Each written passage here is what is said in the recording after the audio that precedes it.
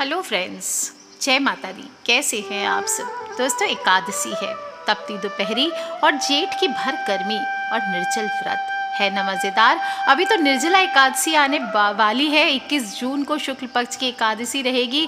इसके पहले 6 जून यानी आज रविवार के दिन कृष्ण पक्ष की एकादशी आ रही है। जेठ माह के कृष्ण पक्ष की एकादशी, जिसे हम अचला एकादशी, अपरा एकादशी आदि नामों से जानते हैं। हमारे जो भी अनगिनत पाप है उन्हें दूर कर हमें अपार पुण्य को प्राप्त कराने वाली एकादशी है। इस बार ये एकादशी तिथि का प्रारंभ 5 जून को सुबह 4:07 से हो रहा है और एकादशी तिथि की समाप्ति 6 जून को सुबह 6:19 पर होगी। और पारण आपको जो लोग भी करेंगे व्रत का, वो 7 जून को सुबह 5:23 से 8:10 तक करेंगे। अपरा एकादशी व्रत का महात्म्य बहुत ही गहरा है, बहुत ही अपार है और इस व्रत को करने मात्र से मनुष्य के सारे पाप नष्ट होते। अपार धन को प्रदान करने वाला व्रत है। पापों से मुक्ति देता है, मोक्ष की प्राप्ति कराता है, हमारे जीवन से जुड़ी तमाम प्रकार की समस्याएं, हमारे कष्टों से हमें छुटकारा देता है। और इस बार तो ये अपरा एकादशी शोभन योग में आ रहा है। बहुत ही शुभ योग माना जाता है और अश्विनी नक्षत्र रहने वाला है, जिसमें कोई भी कार्य करने से अपार सफलता की प्राप्ति होती है। मांगलिक कार्यों को करने के लिए इस व्रत को, इस योग को श्रेष्ठ माना जाता है। और इस दिन चंद्रमा मेष राशि में रहने वाले हैं। वृषभ राशि में राहु, सूर्य और बुध ग्रह रहेंगे। मंगल ग्रह कर्क राशि में रहेंगे। शुक्र ग्रह मिथुन राशि में रहेंगे। केतु वृश्चिक राशि में, शनि ग्रह मकर राशि में यानी अपनी राशि में और गुरु ग्रह कुंभ राशि में। यानी कि बहुत ही फलदायी दिन है और इस दिन आप कोई भी शुभ काम करना चाहते हैं तो ये बहुत पुण्य फलदायी होगा। आमतौर पर प्रत्येक एकादशी पर हम भगवान विष्णु का ही पूजन करते हैं, परंतु ये एकादशी और भी विशेष होती है। कैसे? क्योंकि इस एकादशी पर माँ भद्रकाली की पूजा की जाती है। भद्रकाली जो कि शिवजी के बालों से प्रकट हुई थी और इसी कारण हम इन्हें भद्रकाली कहते हैं। उनके प्राकट्य का मुख्य उद्देश्य पृथ्वी के राक्षसों का संहार करना था। इसलिए इस दिन आप काली माँ की पूजा करें ना करें, एक बार कम से कम ज़रूर बोलें ओम जयंती मंगला काली भद्रकाली कपालिनी दुर्गा क्षमा शिवा धात्री स्वाहा स्वधा नमोस्तुते। भद्रकाली पापों से मुक्ति देने वाली देवी है, दुर्गा का स्वरूप है। जीवन में अगर भूत प्रेत आदि की बाधा है, नज़र दोष की बाधा है, तो उन सब से आपको राहत मिलती है। आज के दिन आपको भद्रकाली की पूजा करने से धन धान्य में वृद्धि होती है, सारी कमी दूर होती है। बात कर लेते हैं हम अपरा एकादशी में विष्णु भगवान के महात्म्य की। तो महाभारत काल में भगवान श्री कृष्ण ने युधिष्ठिर को इस व्रत का महात्म्य और विधि को बताया था। अपरा एकादशी का व्रत सभी प्रकार के पापों से मुक्ति प्रदान करने वाला व्रत है और महाभारत काल में युधिष्ठिर के आग्रह करने पर श्री कृष्ण भगवान ने अपरा एकादशी व्रत के महात्म्य के बारे में पांडवों को बताया। भगवान श्री कृष्ण कहते हैं, हे राजन, ये एकादशी अचला और अपरा 2 नामों से जानी जाती है और जेठ माह के कृष्ण पक्ष की एकादशी है। अपार धन देने वाली है और जो भी मनुष्य इस व्रत को करते हैं वे संसार में प्रसिद्ध हो जाते हैं। अचल धन संपत्ति उनको प्राप्त होती है। इस व्रत को सर्वप्रथम प्राचीन काल में महिध्वज नामक एक धर्मात्मा राजा थे, उन्होंने किया था और उसका छोटा भाई वज्रध्वज बड़ा ही क्रूर, अधर्मी और अन्यायी था। वो अपने बड़े भाई से द्वेष रखता था और इस पापी ने एक दिन रात्रि में अपने बड़े भाई की हत्या करके उसकी देह को एक जंगली पीपल के नीचे गाड़ दिया। इस अकाल मृत्यु से राजा प्रेत आत्मा के रूप में उसी पीपल पर रहने लगा और अनेक उत्पात करने लगा। और एक दिन अचानक धौम्य नामक ऋषि उधर से गुजरे। उन्होंने प्रेत को देखा और तपोबल से उसके अतीत को जान लिया। अपने तपोबल से उस प्रेत उत्पात का कारण समझा और ऋषि ने प्रसन्न होकर उस प्रेत को पीपल के पेड़ से उतारा तथा परलोक विद्या का उपदेश दिया। दयालु ऋषि ने राजा की प्रेत योनि से मुक्ति के लिए स्वयं ही अपरा एकादशी का व्रत किया और उसे अगति से छुड़ाने के लिए उसका पुण्य प्रेत को अर्पित कर दिया। इस पुण्य के प्रभाव से राजा की प्रेत योनि से मुक्ति हो गई और ऋषि को धन्यवाद देता हुआ दिव्य देह धारण कर पुष्पक विमान में बैठकर स्वर्ग को चला गया। अतः अपरा एकादशी बहुत ही महत्वपूर्ण एकादशी है और इस कथा को पढ़ने सुनने से मनुष्य सभी पापों से छूट जाता है, अपार खुशियों की प्राप्ति होती है, समस्त पापों से मुक्ति मिलती है। अपरा एकादशी की पूजा जो भी करना चाहते हैं या व्रत करना चाहते हैं या इस दिन को ऑब्जर्व करना चाहते हैं तो आपको अपरा एकादशी के एक दिन पहले यानी दशमी तिथि के दिन से ही कुछ नियमों का पालन करना चाहिए। हो सके तो एक समय भोजन करें और नहीं तो कम से कम सात्विक भोजन करते रात को ओम नमो नारायण ये बोलते हुए या ओम नमो भगवते वासुदेवाय का जप करते हुए आपको ब्रह्मचर्य का पालन करते हुए सोना चाहिए। एकादशी के दिन सुबह जल्दी उठे। हमेशा कहती हूँ कोई भी त्यौहार हो तिथि हो तो जल्दी उठने से क्या होता है, मनुष्य को उस दिन का आपको पूरा फ़ायदा प्राप्त होता है और आप पूरे दिन को आप यूज़ कर सकते हैं। इस दिन भगवान विष्णु के त्रिविक्रम रूप की पूजा करके उनका ध्यान करके आशीर्वाद लिया जाता है और निर्जल व्रत का संकल्प करना होता है। संभव ना हो सके तो आप पानी के साथ या एक समय फलाहार करके भी इस व्रत को कर सकते हैं और जब द्वादशी का दिन आएगा उस दिन पारण करके ही इस व्रत को खोलना चाहिए। तो सुबह जल्दी उठ करके सबसे पहले अपने घर के मुख्य द्वार आदि की सफाई कर लीजिए, हल्दी के जल का मुख्य द्वार पर छिड़काव करें, तोरण बांधे, रंगोली से सजाएं। हो सके तो गंगा स्नान इस दिन अवश्य करना चाहिए। एकादशी को गंगा स्नान ऐसे भी करने से समस्त पापों का नाश होता है, पुण्य फल की प्राप्ति होती है, धन धान्य में वृद्धि होती है। नहीं है गंगा स्नान नहीं कर सकते, ऐसे भी कोरोना काल है, बाहर जाना पॉसिबल नहीं है, तो घर में ही थोड़ा सा गंगा जल या काले तिल मिलाकर आप स्नान कर सकते हैं। स्नान करके साफ पीले या हल्के रंग के वस्त्र आपको धारण करने चाहिए, नीले काले रंग के वस्त्र ना पहने। इसके बाद सबसे पहले सूर्य देव को एक लोटा जल अर्पित कीजिए। ओम सूर्याय नमः, ओम भास्कराय नमः, ओम आदित्याय नमः ऐसे बोलते हुए जल अर्पित कीजिए और फिर दक्षिण मुखी हो जाइए और मुखी होकर उसी लोटे से आप जल अर्पित करें और ओम सर्वेभ्यो पितृभ्यो नमो नमः इस मंत्र का आप जप करते रहें। इसके बाद आप अपने जो पूजा स्थल है उसकी सफाई करें और भगवान विष्णु को स्थापित आपको करना चाहिए। उनका ध्यान करें, पूजा की चौकी लगा सकते हैं या फिर अपने मंदिर में जहाँ पे आपने स्थापित किया हुआ है वहीं पर आप पूजन कर सकते हैं। और चौकी अगर लगाएंगे तो पीले रंग का कपड़ा उस पर आपको बिछाना चाहिए और चित्र या मूर्ति को पूरब दिशा की तरफ एक पटरे पर पीला कपड़ा बिछाकर स्थापित करें। अभिषेक करना चाहिए दक्षिणावर्ती शंख से, ये बहुत शुभ होता है। हमेशा कहती हूँ कि कोई भी बड़ा त्यौहार हो, आप गुरुवार का दिन हो, इस दिन विष्णु भगवान को दक्षिणावर्ती शंख से आपको अभिषेक कराना चाहिए। इससे कष्ट दूर होते हैं, जीवन में शांति आती है और अपार धन की प्राप्ति होती है।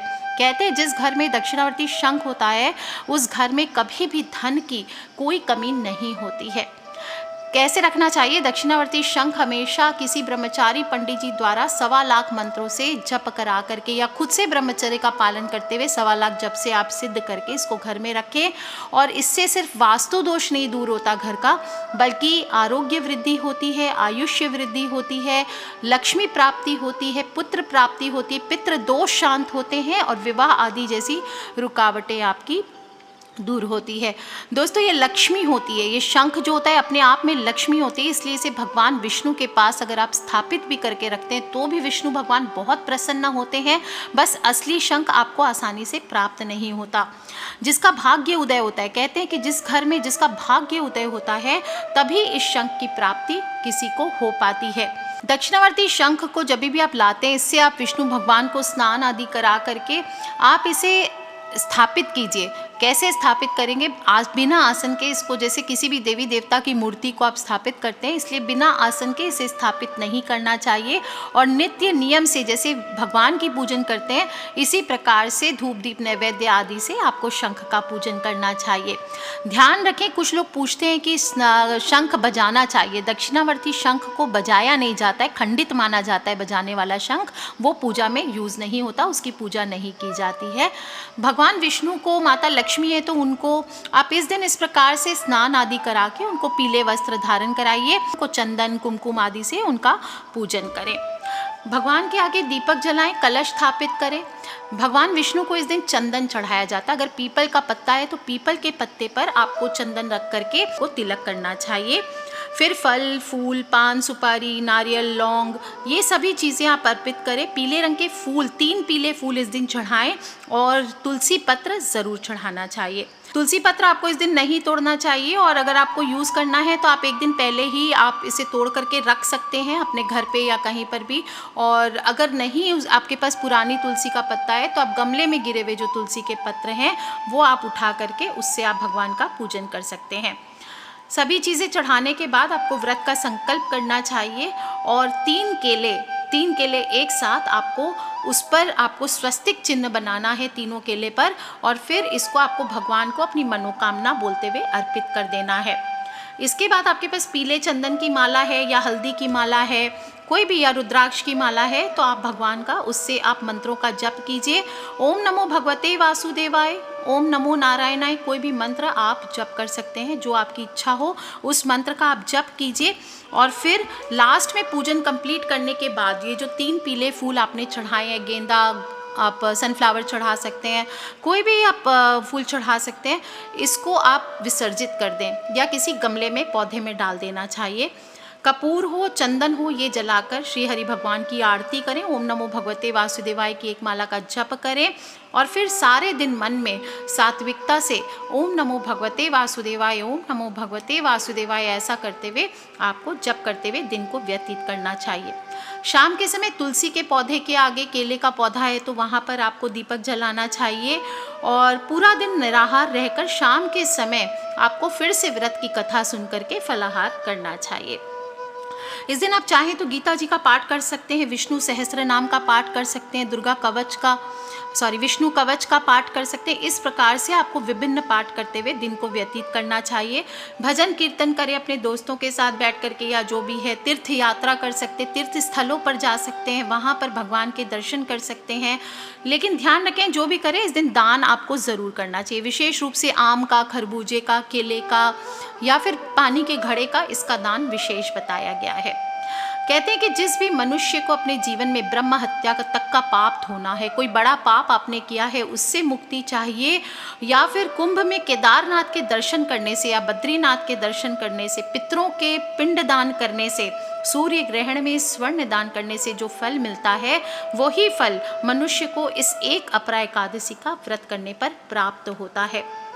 आपको बता दूं, इस दिन जो लोग भी कहते हैं कि बहुत सारे पति पत्नी में द्वेष आदि हैं, झगड़े आदि होते रहते हैं, तो इस दिन आपको शंख बजाना चाहिए विष्णु भगवान के पूजन में। इससे पारिवारिक द्वेष खत्म होता है, और दुर्भाग्य की मुक्ति चाहते हैं तो कपूर और चंदन को एक साथ जला करके श्री हरि की आरती करनी चाहिए। इस दिन कुछ काम भी हैं, आप करेंगे सब व्रत पूजन आदि, लेकिन कुछ काम हैं जिन्हें भूल कर के भी आपको नहीं करना चाहिए, नहीं तो आपके बनने वाले कार्यों में बाधाएं आती है।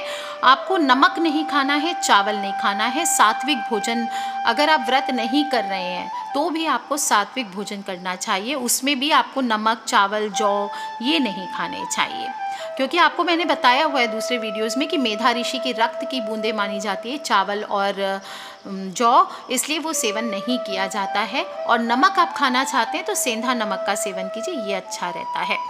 इस दिन सुबह जल्दी उठना चाहिए, दोपहर को भी नहीं सोना चाहिए, दिन भर ओम नमो भगवते वासुदेवाय का जप करते हुए व्यतीत करें, और रात में भी आपको जागरण हो सके तो करना चाहिए। जुआ आदि नहीं खेलना चाहिए, नहीं तो परिवार और कुटुंब नष्ट हो जाता है। जिस स्थान पर जुआ खेला जाता है वहाँ अधर्म का राज होता है, इसलिए जुआ नहीं खेलना है। पान नहीं खाना है, तामसी प्रवृत्ति को बढ़ाता है पान। इस दिन आप भगवान को अर्पित कर सकते हैं केले, पान। अच्छा, जो केले आप भगवान को चढ़ाएंगे वो आपको बाद में गऊ को खिला देना चाहिए या दान कर देना चाहिए, खुद नहीं खाना है। इस दिन आपको मैं बता चुकी हूँ, दातुन नहीं करना चाहिए, बाल काटना, नाखून काटना, दाढ़ी बनाना ये ना करें। किसी की भी बुराई, देखिए हम सात्विकता सिर्फ व्रत की नहीं करते हैं, व्रत सिर्फ भोजन का नहीं होता है, मन का भी व्रत किया जाता है। और मनुष्य को जिस दिन भी व्रत करे उस दिन तामसी व्यवहार से दूर रहना चाहिए। किसी के प्रति मन में कटु भाव ना लेकर के आए आप, और समाज नहीं तो इससे घृणा की नज़र से आपको देखता है। और हिंसा केवल शरीर से नहीं होती है, मन से भी होती है, मन में विकार आता है, इसीलिए किसी के बारे में बुराई करना, झूठ बोलना, किसी को अब्यूज़ करना, इस तरह की चीज़ भी आपको नहीं करना चाहिए। इस दिन पति पत्नी को भी मन एक साथ पूजा में लगाना चाहिए। पराये पुरुष हो, पराई स्त्री हो, इनकी तरफ आंख उठा करके भी नहीं देखना चाहिए। ये गलत काम है, ये तो किसी भी दिन आपको नहीं करना चाहिए। और आपको पति पत्नी को भी ब्रह्मचर्य करते हुए दिन को व्यतीत करना चाहिए। दोस्तों, इस प्रकार से ये अपरा एकादशी का व्रत आप करें, केले का उपाय कीजिए। आप देखिए, आपके सारा दुर्भाग्य नष्ट होगा, आपके घर में अपार धन संपदा की प्राप्ति होगी, अपार यश की प्राप्ति होगी, मान सम्मान की प्राप्ति होगी, और भूत प्रेत जैसी जो निकृष्ट योनियां हैं, ब्रह्म हत्या तक का पाप है, इन सभी से मुक्ति आपको मिलती है। नरकगामी मनुष्य भी इस व्रत के प्रभाव से पाप मुक्त हो जाता है, और यह व्रत पाप रूपी वृक्ष को काटने के लिए कुल्हाड़ी का काम करती है, और पुण्य कर्मों की प्राप्ति के लिए किसी भी कल्प वृक्ष से कम नहीं है। तो दोस्तों, आप भी कीजिए। जो मैंने व्रत की कथा सुनाई है, और कुछ करें ना करें, इस व्रत की कथा सुनने सुनाने से भी अपार पुण्यों की प्राप्ति होती है। गंगा जी के तट पर पिंड दान के समान फलों की प्राप्ति होती है। 3 पुष्करों में स्नान के समान फलों की प्राप्ति होती है। तो आप भी इस पुण्य को प्राप्त जरूर करें। खिलखिलाते रहें, मुस्कुराते रहें। अपने फ्रेंड्स, फैमिली, मम्मी पापा, भाई बहन, बच्चे, सभी लोगों से इसे शेयर करना बिल्कुल ना भूलें। किसी भी तरह के प्रश्न हो, इसको लेकर वीडियो के नीचे लिख करके पूछ ले। दोस्तों, खिलखिलाते रहे, मुस्कुराते रहे। आप सभी को एकादशी की हार्दिक शुभकामनाएं। भगवान विष्णु, माता लक्ष्मी सदा आपकी रक्षा करे, दरिद्रता को आपके घर से दूर रखे, यही मेरी मनोकामना है। आज के लिए इतना ही friends. Take care, love you all. जय माता दी, बम बम भोलेनाथ की जय, विष्णु भगवान की जय, लक्ष्मी मैया की।